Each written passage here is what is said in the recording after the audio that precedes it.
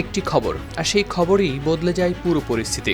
৩ April পারস্য উপসাগরের আকাশে ভূপাতিত হয়েছে যুক্তরাষ্ট্রের একটি যুদ্ধ বিমান। আর এই তথ্য পৌঁছানোর পর হোয়াইট হাউসে শুরু হয় উত্তেজনা। পরবর্তীতে ওই বিমানে থাকা এক পাইলট ও ক্রুকে বিশাল অভিযান চালিয়ে উদ্ধার করে নিয়ে আসে মার্কিন সেনাবাহিনীর স্পেশাল ইউনিট। সংবাদ মাধ্যম ওয়াল স্ট্রিট জার্নাল 19 এপ্রিল সোমবার এক প্রতিবেদনে জানায়, ইরান যুদ্ধবিমান ভূপাতিত করেছে এমন খবর জানার পর নিজের সহযোগীদের উপর কয়েক ঘন্টা ক্ষোভে চিৎকার করেন প্রেসিডেন্ট ডোনাল্ড ট্রাম্প। তবে এই উদ্ধার অভিযান ছিল অত্যন্ত ঝুঁকিপূর্ণ।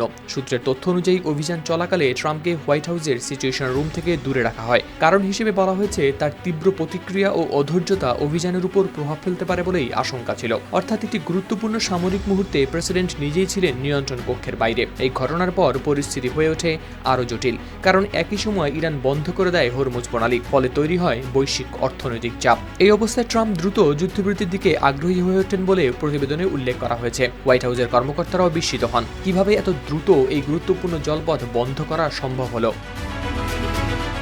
ট্রাম্প নিজেও নাকি মন্তব্য করেন, শুধু ড্রোন ব্যবহার করে এমন নিয়ন্ত্রণ কিভাবে সম্ভব তা তার কাছেও ছিল বিস্ময়কর। সব মিলিয়ে এই ঘটনাটি শুধু একটি যুদ্ধবিমান হারানোর গল্প নয়, এটি তুলে ধরেছে কিভাবে একটি মুহূর্ত রাজনৈতিক সিদ্ধান্ত, সামরিক কৌশল ও বৈশ্বিক অর্থনীতিকে একসঙ্গে নাড়িয়ে দিতে পারে।